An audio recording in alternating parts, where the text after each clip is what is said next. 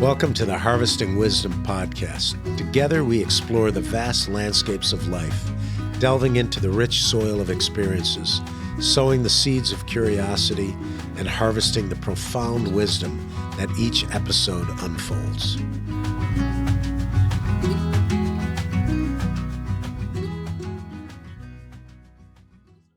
Hi, my name is Dr. Roselle. I'm excited to be here today with Novella Carpenter to talk about her community stewardship. She has a great story, great background. Most people don't expect to find a farm in the middle of struggling city neighborhood. We've been taught that food comes from somewhere else, the stewardship happens somewhere else. That sustainability belongs to experts, institutions, or people from far away. But sometimes the most important transformations happen in forgotten places: a vacant lot, a broken neighborhood, a community disconnected from food, land, and each other. Today's guest looks at an abandoned land in Oakland and saw something different, not decay, but potential. Maybe resilience doesn't start with massive systems. Maybe it starts with someone that decides to care for one small piece of land. Today, we're going to answer the question: what happens when somebody decides to rebuild community from the ground up? I'm excited today to introduce Novella Carpenter, the author of Farm City, urban farming pioneer, and built a working farm in Oakland, advocates for local food systems and resilience. So, we're going to dive right in. The first thing I want to ask you is, where are you coming to me from? Because we're not in our usual studio. You have an interesting background. Where are you right now? Okay, so I'm in my shipping container that has been retrofitted to be a beekeeping supply shed. Oh, So wow. behind me are all of our beekeeping equipment, and it's where we do all of our building of our beehive equipment in Berkeley, California. Okay, and I what are should we? say Go ahead. I'm South sorry. Berkeley. Yeah, I should Um, say it's in South Berkeley, which is different than, like, I think some people are like Alice Waters, Chez Panisse, Berkeley, and this is like South Berkeley, Southwest Berkeley. It's a little bit different. It's definitely my kind of neighborhood. okay, so first of all, you got to answer the question: how is it different? What's the vibe like there? The vibe is definitely like, so a train track used to run right outside where our store is. So I run a community feed store called Urban Farm Oasis, or UFO for short. And so the Santa Fe rail line used to run right through here, and it was a red lined district of Berkeley. So it was the only place where people who didn't have a lot of money or were people of color could buy houses in Berkeley. So they couldn't buy in the North Berkeley. They couldn't buy in those like fancier areas. And so it definitely is a little bit more working class and less twee, as we would say. So what? I've never heard that term before. What is twee? Twee is like cute and perfect and Mm. lovely. It's more like, I mean, I can hear our chickens clucking right now. It's more like the kind of place where people are, make barely scraping by. And there are places like that, in Berkeley and in the East Bay. Not every place has gotten totally gentrified. I love that term twee. It catches your attention. That's so. I definitely love the fact that I learned something new today, just in the first couple of minutes. So take us back to Oakland. What did the neighborhood feel like when you first arrived? Oh yeah, when I moved to Oakland, I moved from Seattle. That was back in the early aughts, and the neighborhood has basically stayed exactly the same even today. 20 years later. It's right by the highway. The 980 highway is there, so it's kind of a river of sound. You hear the highway just coursing by. And there were tons of, and continue to be tons of, abandoned buildings, burned down houses, empty lots, lots of sideshows. If you're in Oakland, I don't know if you have those in Arizona, but it's people like driving their car really fast and then burning rubber all over the place. Oh, wow. So yeah, that kind of thing. So, did your neighbors initially support or question what you were doing when you first got there and decided you were going to start the garden? Well, my neighbors were like, so like I have in that time, in that time period, our neighbors are down. So we lived in a duplex, and there was an empty lot right across right next to the apartment, like the duplex where we were living. And our downstairs neighbors, the Wen family, they were immigrants from Vietnam. And so for them, it was like pretty normal to grow your own food. And, we had chickens and ducks and all kinds of creatures like that.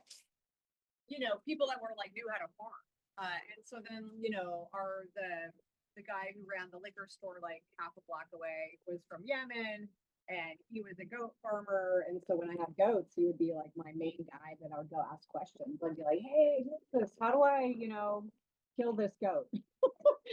Basics like that. The rest of the people tended to be, like graffiti artists or people that were doing interesting projects that, were kind of like Oakland based projects like performance art or music and that kind of stuff. So I think it was kind of like just one of those things that everybody was doing something a little bit not the status quo. So it was a really great place to explore and try different things. So you vividly described the neighborhood, and I love it. Talk to me about just what is the garden? What was it back then, and what is it now? So Yeah. it's like physically, was it just a small plot? Was it a Mhm. half an acre? How big was it? What was the initial attention? Talk to us about what that initial garden was. It sounds to me like you had animal husbandry as well too. Yeah. Well, okay. So the corner commercial lot, there was an apartment building on it. So yeah, it's not half an acre. It's like a tenth of an acre. It's 45, I think it's 4,500 square feet.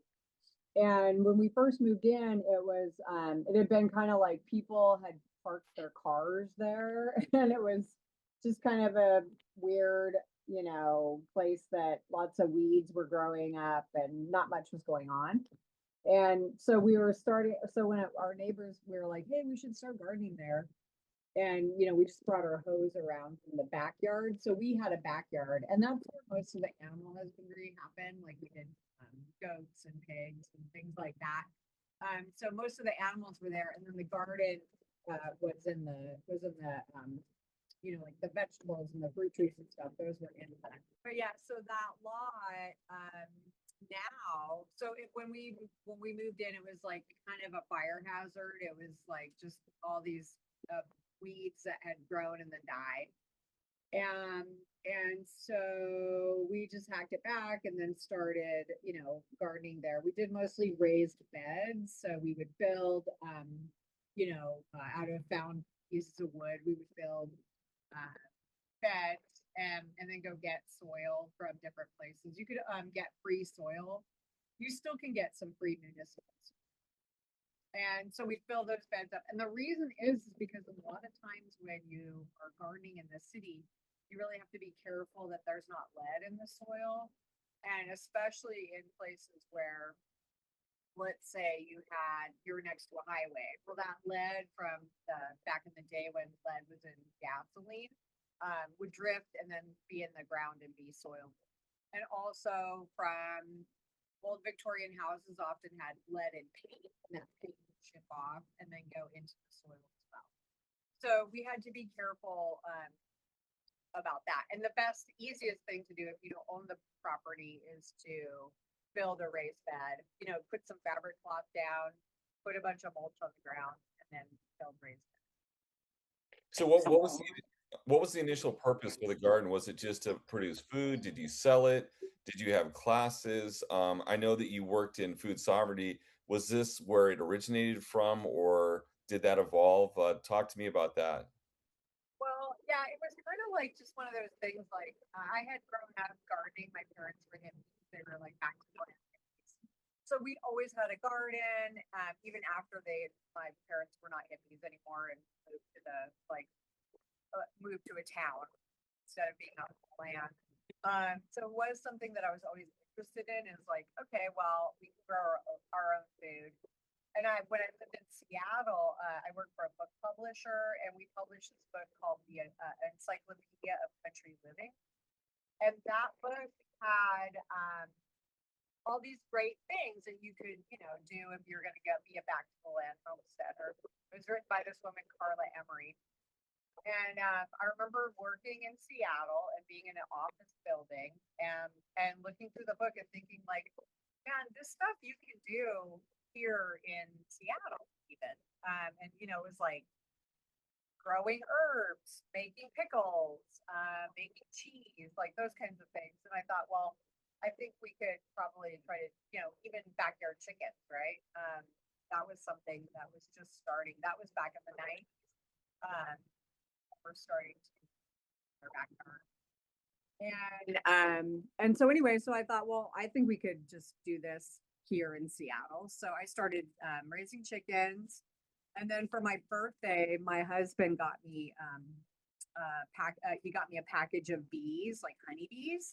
And I was like, oh my God, whoa, I never thought about it. But bees actually really like living in urban areas. They have forage all year round because people are growing fruit trees and beautiful shrubs and lavender. And so they can just forage in all of those urban places, sometimes even easier than in the country where, maybe you'll have a monocrop of almonds or something, and then there's nothing for the bees after that. So then when I moved to the Bay Area, and in Seattle, I was kind of a freak. Like nobody was like really doing that. It was kind of my thing, and I felt a little lonely, like just some weird freaky thing that I like to do. But when I moved to Oakland, all of a sudden it was like I would meet people and they'd be like, "Oh yeah, we're urban farmers," and I'm like, "What is that?" And I didn't understand what they were talking about, and then I started growing, vegetables, and then this tribe of urban farmer people. So, what did you learn about food insecurity when you were living in Oakland based on this experience and living in the neighborhood that wasn't Twee? Yeah. Well, I mean, our gate was always open because we were squatting on the land. Like we didn't actually get permission from the landowner to use the space Oh, in wow. typical style. And so, people, I would, and from my apartment, I could just see everybody who came into the garden. I would see people come in, pick, collard greens and tomatoes and all kinds of stuff. We were kind of like the corner store. And I think about Ron Finley. I didn't know him back then, but he's this guerrilla gardener in LA. And that's his whole thing is like, hey, I'm just going to grow food in the parking strip because I want to provide food for my community. And Oakland is definitely notoriously food insecure, super low income neighborhoods abound. And part of the thing is that it's just like, there's not like a Whole Foods or even a Safeway in some of the neighborhoods. They've just moved away. So your stores are going to be liquor stores, corner stores. And there's been a lot of movement to make those bodegas into places that sell fresh food. So that actually that landscape has shifted. But back then it was like they sold 40s and chips, and so that's what people were eating. And it's not because they wanted to eat that necessarily. It was because that's what was there. And so suddenly you have a garden that's open 24 hours a day. And you can just come by and pick stuff. And we grew fruit trees too. Like I still have like 20 they're 20 years old now, fruit trees on the property. And so, people come by and pick plums and mulberries and all kinds of stuff like that. We don't want to do charity. Like charity's really hard, right? Where it's like you provide this food, these meals or something, and then maybe you make people say a prayer. And I didn't want to do that. I wanted to be like, have solidarity with people and meet them where they're at. And when I did that, it was so cool because then the garden gate was open and people would come in and share stories about what they farmed and their crops and all of, just kind of like it became this very, I don't know, like a public place to meet and talk about food. And it didn't feel like, oh, you're poor. It felt kind of like, oh, we're human. We're just like growing food and talking about it and what's the best recipe. And lots of people from Oakland are from the South too. So they would come in and tell me about, adding Epsom salts to tomatoes, like stuff I'd never heard before. So I was learning from people on the street, and they were, learning from me too. So it was really a cool exchange. I started to travel a lot the last couple of years, and when I go outside of the United States, it seems like the way communities are designed, they do have those communal spaces. And here, especially in Arizona, we just don't design communities with these communal spaces for people to meet. So it's not just the amenities; there's really nowhere for people to go. Right. Why do you think communities get disconnected from fresh food and that opportunity to connect? Why do you think that is? Capitalism. I mean, it's like if you look at like the history of the commons, like back in, England in the 1500s, there were open sources of land that people communally raised food or ran their livestock or whatever. And so when they did enclosure where they're like, oh, actually, we own this land, then it became this thing where you then were a slave. Like you then had to pay to sharecrop or grow your own food. And it's just a system that just continues to make people have to buy things all the time, which is really what America is all about. So, I was actually laughing because when you said that about communal spaces, I'm like, yeah, it's like you're shopping. And I mean, I know because I just went to them all. I have a teenage daughter and she loves it there. So I'm not saying that I'm like all holier than thou. But it's like we don't have a way to interact in these ways that are human anymore, and it's like I remember just sitting around and like we were shelling beans or in the garden. It was what our hands are for. This is what fingers are for, is to touch seeds and harvest things. And we've really, now we have a phone, right? The phone is like that fun tangible thing that we do with our hands now. But I teach at the University of San Francisco, and I'll tell you, I make my students put their phones away, and we were threshing ashwagandha, and you're like Oh, just sitting there like pulling these seeds off, and everybody was mesmerized. Like you are in the moment. It is the meditation of life, right? And it's the cycle of the seeds grew, the plant grew, it made its seeds, and now we're taking it back to the beginning. And that kind of stuff, we don't have that anymore. We just don't. We buy stuff at Trader Joe's and we unwrap the package and we put it in the microwave, and that is making us kind of feel sad, right? Like everybody's a little depressed and we're wondering why. And so for me, that idea of activating this connection to the earth and through food is it's huge. It's huge for our mental health and for our physical health too. And because we like to eat food too. It's like kind of a win-win. yeah, I don't know if you've read the book Stolen Focus. Actually, my wife recommended it. It's a great book. It shows the impact of the devices, and there's everything in there from just the depression, the anxiety, the impacts it has on both genders. But in talking with you right now, I think that one of the things that we're missing from this communal experience is knowledge sharing, and you don't have that personal interaction when you have that knowledge sharing. Watching a video on YouTube, it's great, but you're not sure whether it's valid or not valid. You can kind of vet somebody face to face. You can interact, and Yeah. I'll be honest. I never heard the thing with the Epsom salts and the tomatoes too. But when you made that comment, I remember picking green beans with my grandpa in his greenhouse, and him Yeah. teaching me day by day. It was very intentional for him, but we've kind of lost that because we don't gather and share Right. information that way anymore. So I think. I think that's a big loss. Not everybody would Sure. agree with that, but I completely agree with you.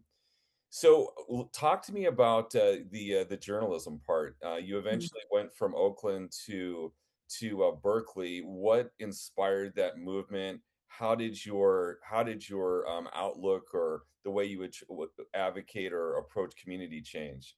Hmm.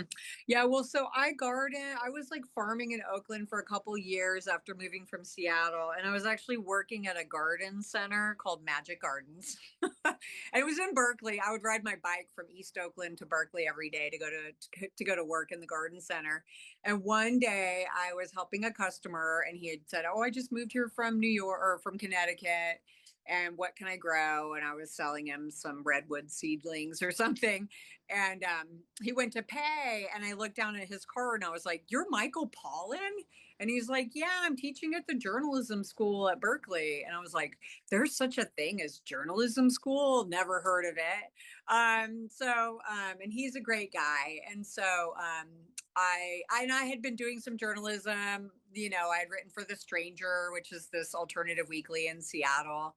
And I thought of myself as a writer. So I applied for journalism school and I got in, and I would be the kid that would show up with like chicken shit on my boots. And, I was like, had my lunch, my little tiffin lunch, and I'd ride home every day from work, from school to get, to make lunch at home or something, and then ride back. And everyone was and I sort of was like thinking I should be like a political journalist or, something like that. And then Michael was like, I think some of your best story, one of the first story I ever wrote for journalism school was about killing my own Thanksgiving turkey. And I literally made one of my co-students almost barf. And because it was too much. And but Michael was like, have you ever thought of just writing about farming? And that thought had not occurred to me. I mean, of course I knew who Wendell Berry was. But I had never thought, I could write about being an urban farmer. It's kind of rich, right? And so that's when I started writing Farm City, which was all about learning how to be a farmer in the city and all the funny stories that happen. And so I really thank Michael Pollan for that. He was such a great guy to see that was that my story should be told, and he was a real advocate for me.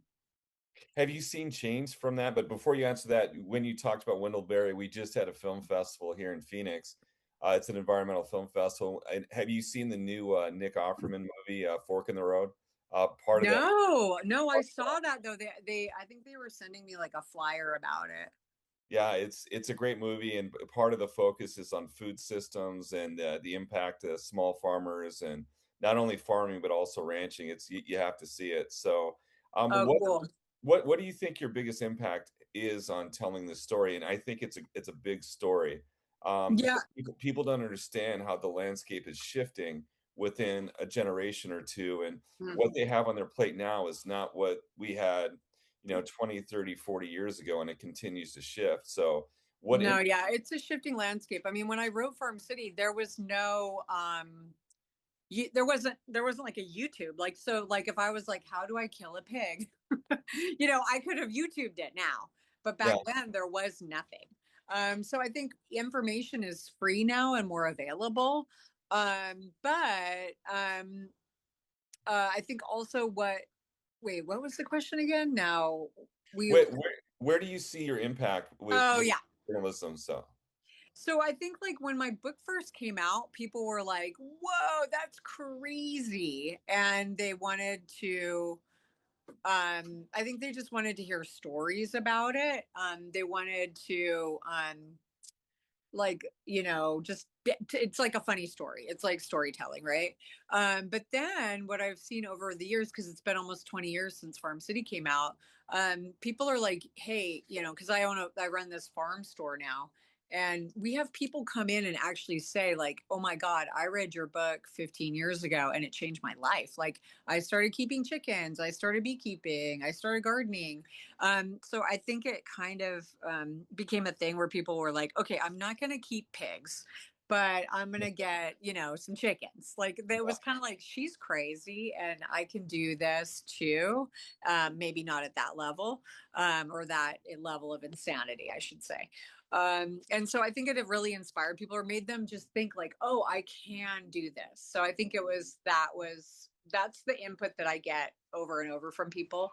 Because, now I work at this free feed store. And so I always see people that are coming in to buy straw or, they're buying chicken feed, and then they tell me their story.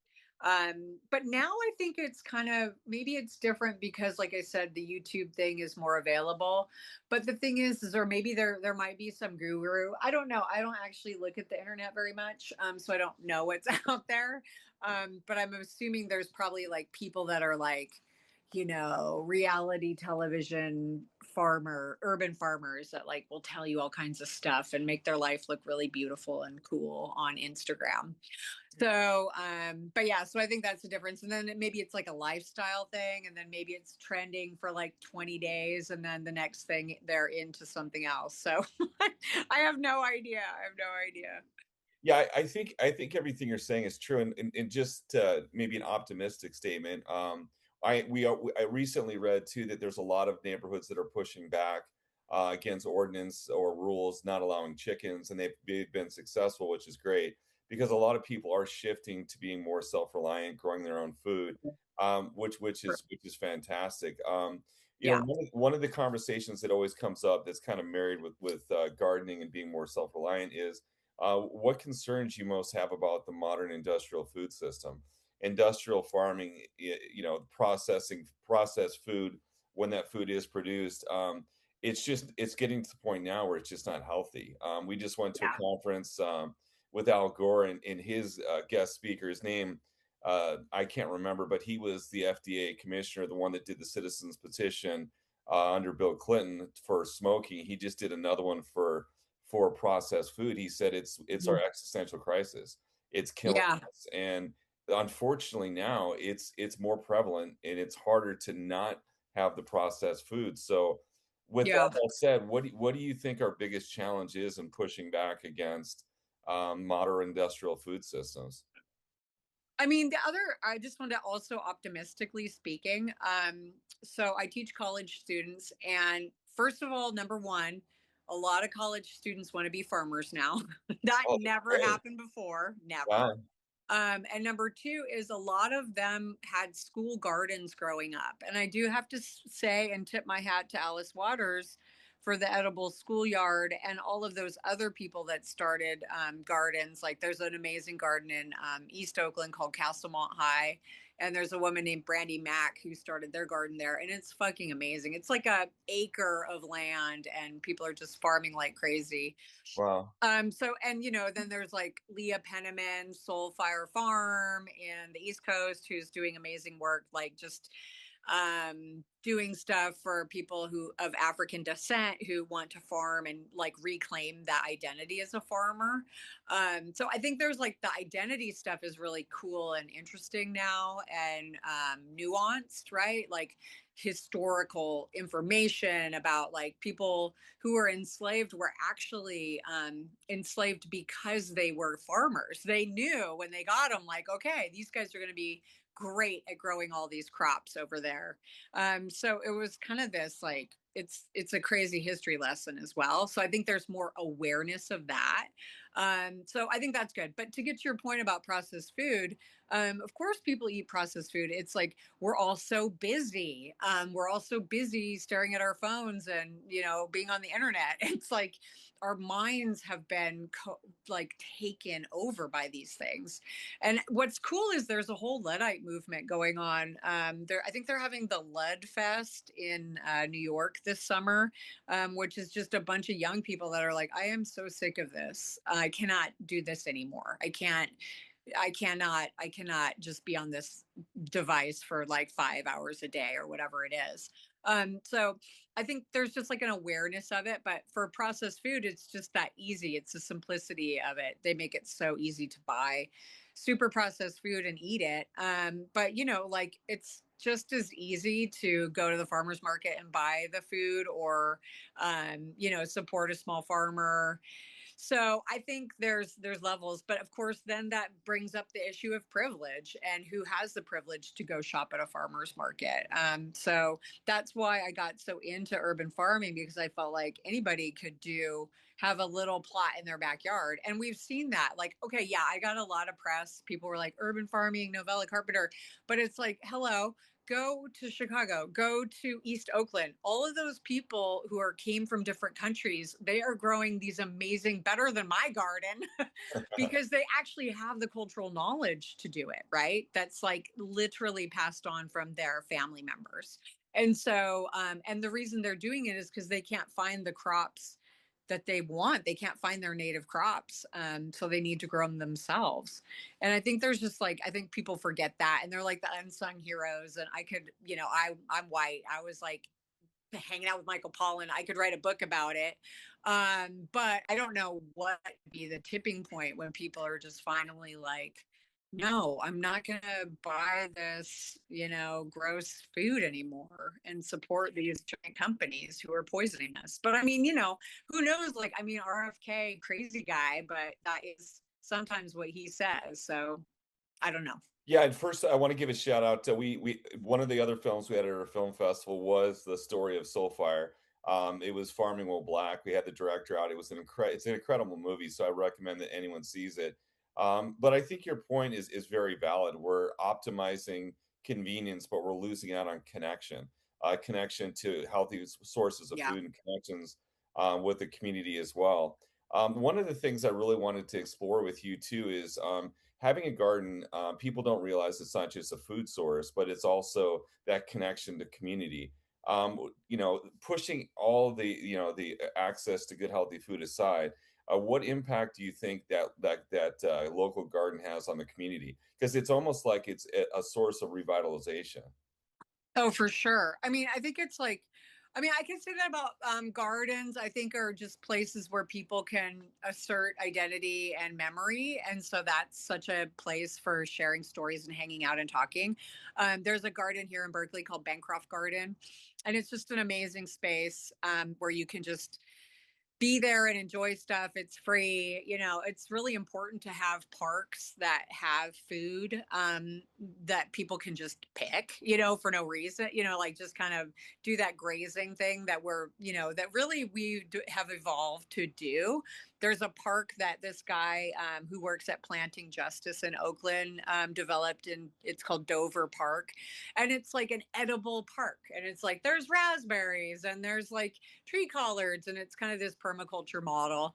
And it's like you see everybody from all over different parts of Oakland hanging out there and having that sense of belonging, right? Because when you see your own crop from your country growing there, it's like there's this massive feeling of ownership. And there is something about plants that you just look at them, and if they were part of your growing up, like I always feel like that about cherry trees or apple trees.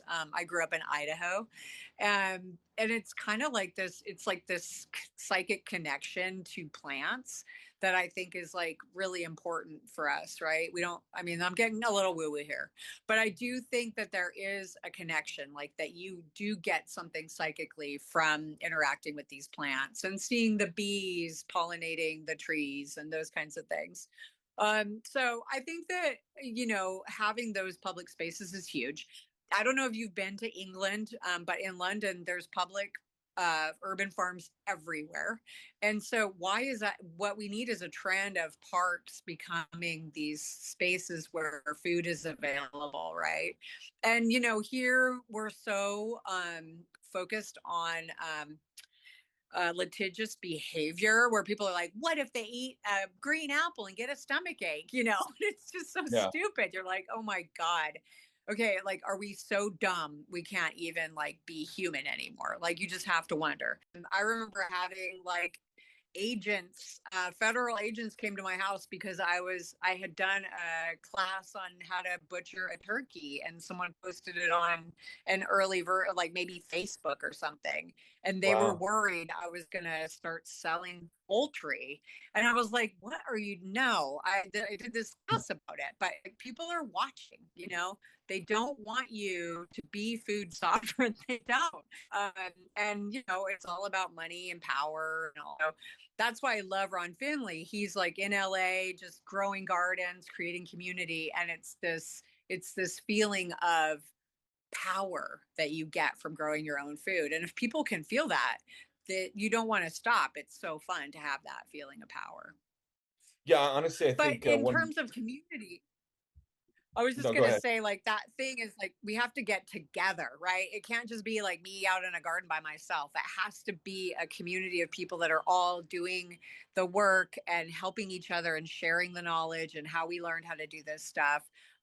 Because, you know, we don't have necessarily, if you don't have the grandparent to tell you how to do this thing, then you need some knowledge. And I think, like you were saying, watching a YouTube video or whatever, there's not that physicality, there's not the Yeah. smell and the pheromones. And I was befriended by this old Italian man, and he would show me, you know, how to do all kinds of crazy stuff. And there was something about being around him. I mean, those are memories, right? Don't we want to have memories of being around people that we love for, you know, when we're old and we look back on them, instead of being like, oh yeah, I watched that YouTube video. I mean, it's just like there's not much there, you know. No, I think this is a good segue into the next section. And basically, what we want to do is we want to activate Phoenix. So we realize the biggest challenges for garden here, at least in Phoenix, is general knowledge on how to do it. It's intimidating. So even if the videos are out there, even with all those videos out there, unless you have somebody to ask questions to and collectively dig your fingers in the dirt with together, they shy away. And then the other two questions is, where do I get the money? And I always tell them you don't need a lot.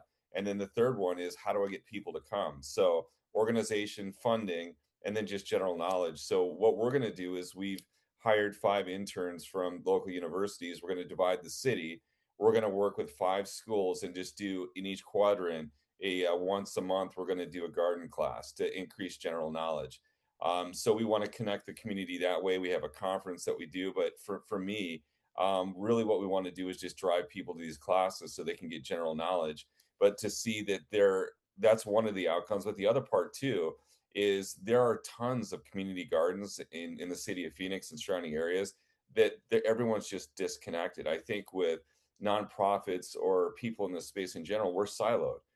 So taking that novel approach that we need to be first stewards for the community, and then we can kind of explore our own interests. So we're super excited about that. But my question to you with this project coming up, I want your feedback on that. But really, our other big push is we have a curriculum, K-12, where we want kids to do STEM-based garden classes. So instead of learning in the classroom, they learn their science outside in their garden, which is a laboratory. So my question for you is, what should every child learn about food and gardening? I mean, it's funny. The things I teach my college kids are the same things I would teach a kindergartner. You know, That's you start with the seeds, man. You're like, okay, watch this seed germinate, plant a seed and see what happens. And what I noticed about my students, and I don't think kindergartners would have this, is that they think they're going to fail. There's a real fear of failure.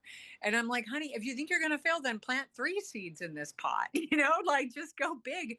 Seeds are abundant. Nature is abundant. She gives more than enough is always available. And then, you know, soil biology is really interesting. I think we don't really think it looks very exciting, you know, when you're holding a tablespoon of like compost that you made in the garden. It's like got more living things in it than all people on earth. You know, it's kind of like, oh, there's like 6 billion organisms in this soil.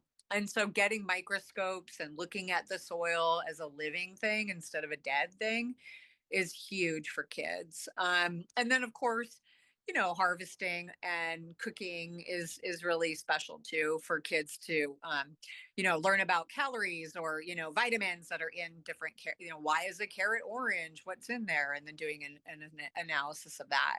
I will say that to their credit, Edible Schoolyard has a totally open source curriculum for all garden teachers. And it's really positioned in a social justice context, and it's amazing. So I would recommend checking that out. But I think that that's, you know, that kind of the cooking is also, you know, chemistry and making pizza dough is, I remember being at Stanford, like walking around their garden. They have an amazing farm there. It's insane.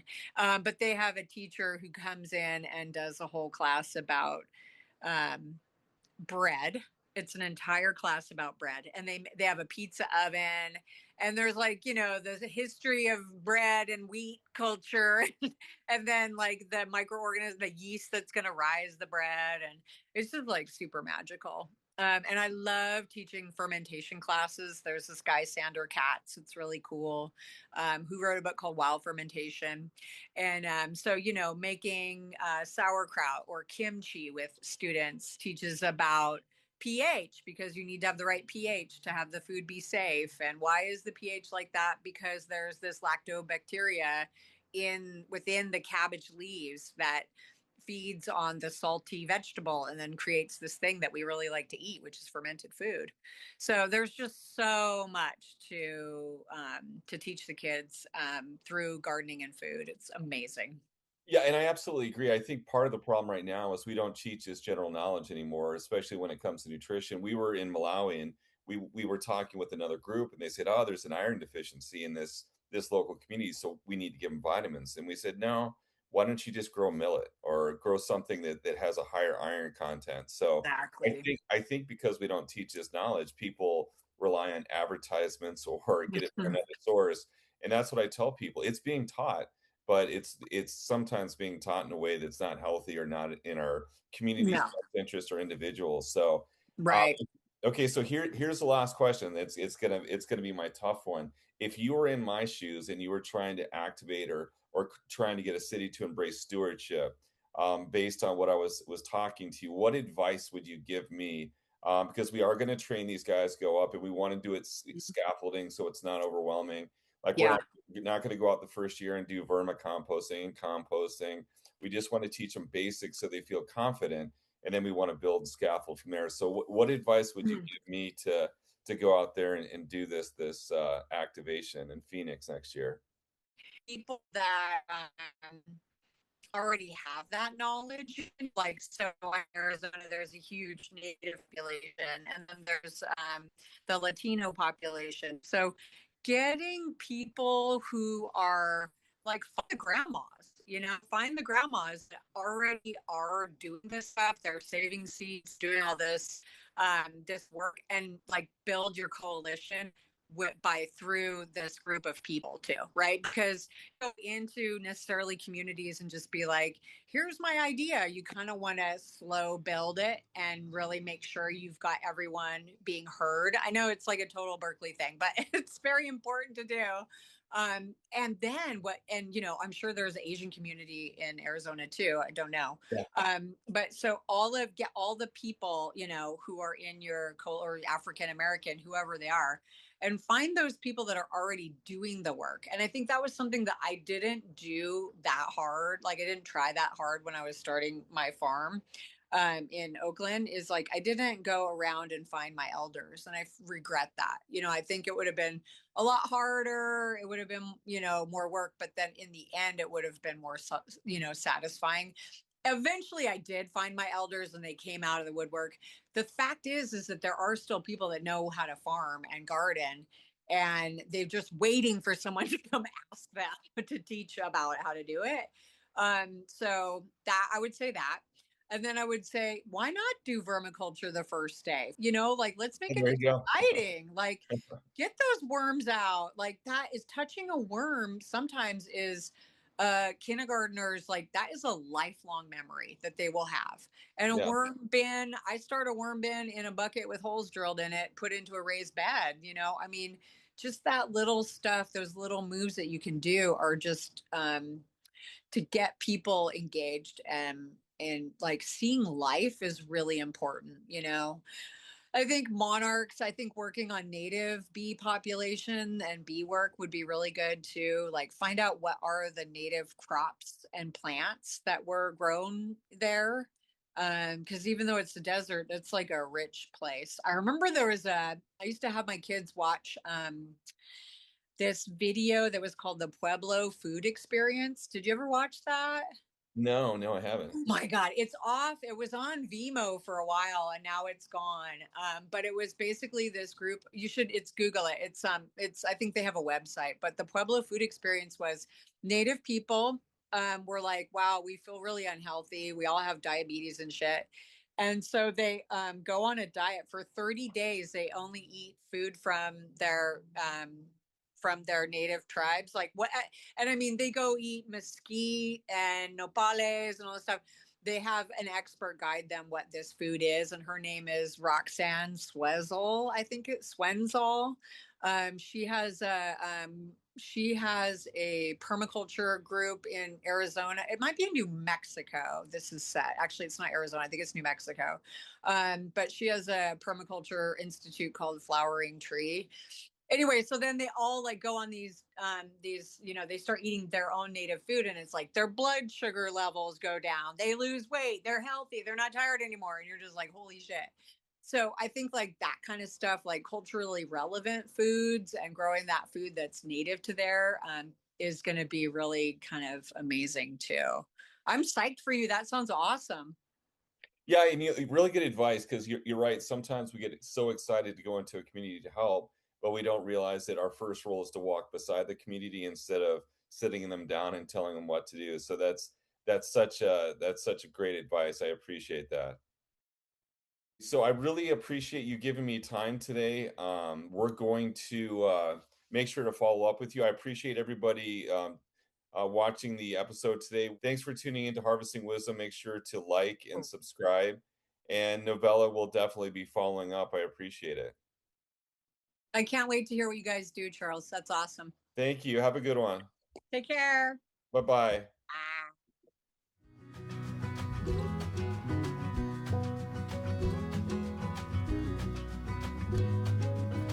Thank you for joining the Harvesting Wisdom podcast.